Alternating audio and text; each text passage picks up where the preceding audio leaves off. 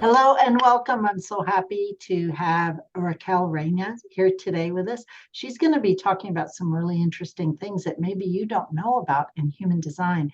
She is one of our featured speakers at the Human Design Conference this year. We have not personally met, so I'm super excited to actually connect with you this year. Thanks for coming and being on the show today. It's truly, truly an honor. I'm so happy to be here, and I am so excited about Colorado. Can't even tell you. Okay, awesome. So first things first, as a publisher, I'm a little upset that I missed this opportunity, but I'm really excited for you. Hold up your book. You have a new book. Are You a Mutant? Yeah, I love it. And it's coming out like right at conference time, right? Actually, it is. It was been on pre-order, and I just heard that the first book has been shipped. So it's Oh, literally happening now. good. So you'll bring some copies with you, I hope. And Yes. you talk about human design. Human design is a spiritual awakening. You talk about 2027, which is the whole mutant piece and where that comes in.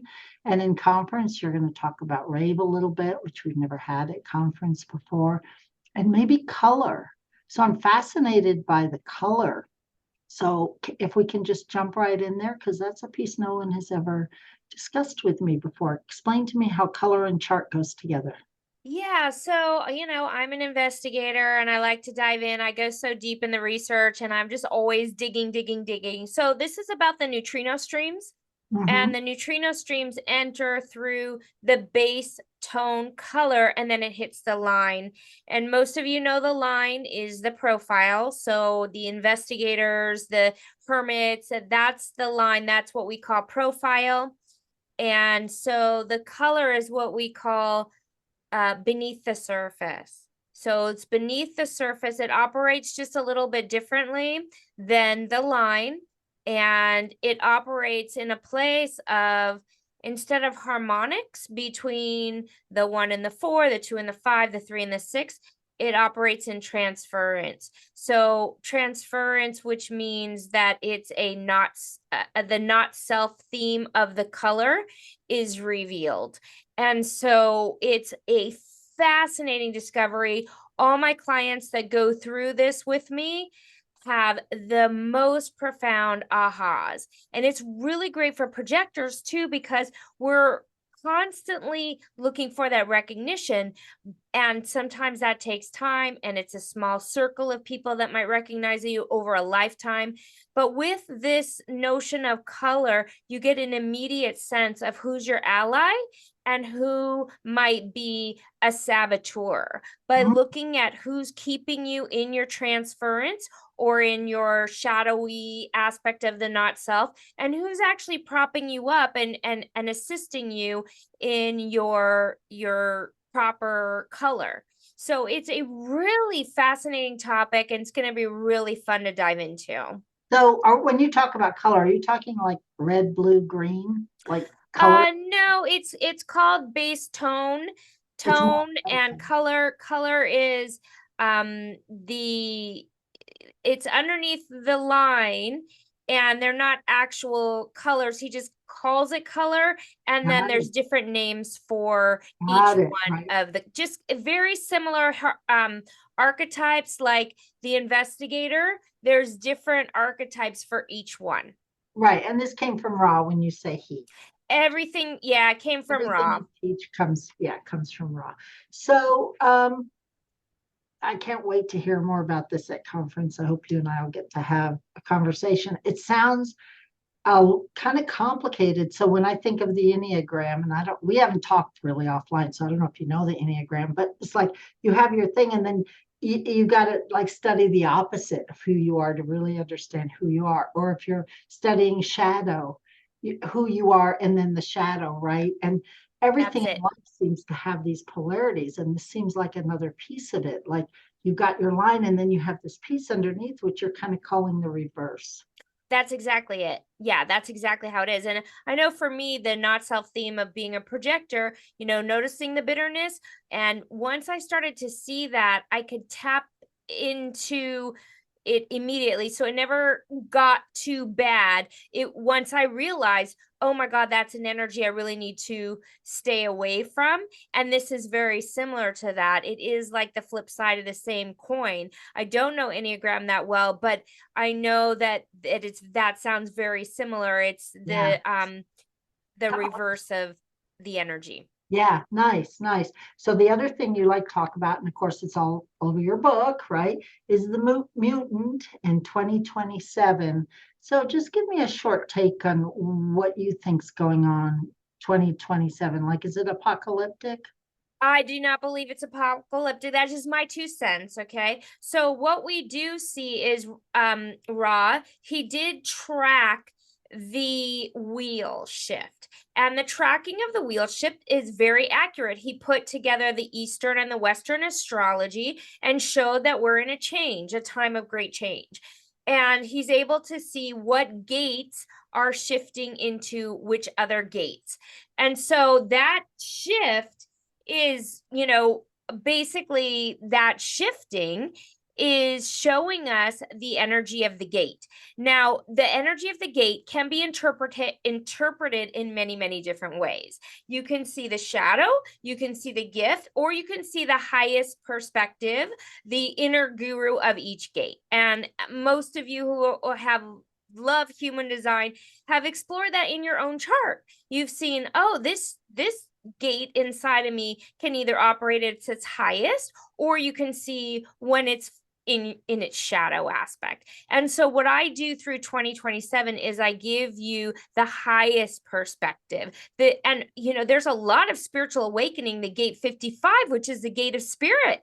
And we're moving into the gate 55, which is, an incredible gate of spiritual awakening if we're not just focused in the provocation, what's provoking us, where the pain is, where the frustration is, if we're able to learn from all of that and step into the awakening. And so I think it's a really important piece to provide the human design community, because many people who have studied with Ra or who have heard about 2027, they see the apocalypse and they see the meltdown and they see a time with no internet and all of these things. And what that does is produce fear. And so from my spiritual training, which really I'm a spiritual practitioner first. And, I started on my spiritual path when I was 21. And so that's why, of course, I related to Karen. Everything she said, I was like, oh my God. And so human design was that piece that really isn't explained in any of those spiritual teachings. But one thing that is explained is that fear actually produces more fear. And anxiety is not something that serves our lives well. And so I think it's just really important to feed out to the human design community a different perspective and looking at the gates in the way that they're changing and seeing, like, let's look at this from a different angle. And then what do we see?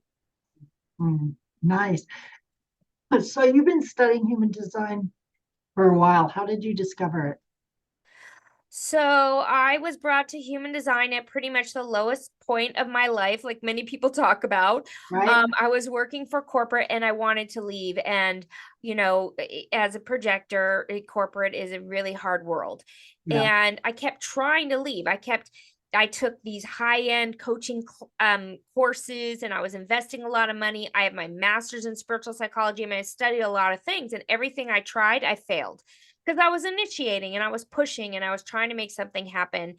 And so finally I decided to buy a business to get me out of corporate. I thought it would be a passive income thing. And basically, long story short, it was not passive income. It was a 16-hour day thing, as most brick and mortar businesses are. And my whole world collapsed because that was my life savings. Right. And so everything fell apart. And Davidian, who is my now fiance at the time, was my BF, my very new BF, who told me about human design and told me, you're a projector in human design. And I, of course, didn't know what that meant. But in my mind, I kept thinking, I'm not a project. I'm a manifestor. Like, I'm a major manifestor. Those like Right. things you learn. but it kept ringing in my head. And so I thought, okay, I got to learn this.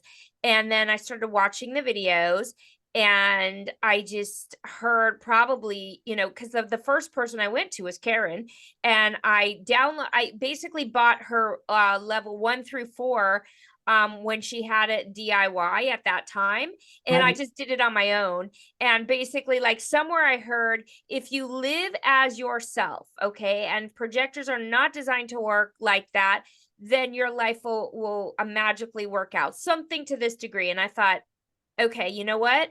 I am going to stop going to the store.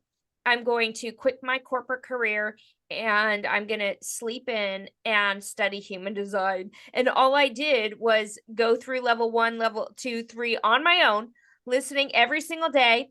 And somehow magically I was able to survive that, and my store did sell. So I got out alive. And mind you, my accountant's like, you're going to lose everything if you don't go into that store. It's all going to fall apart. And it's just the fear was out of control.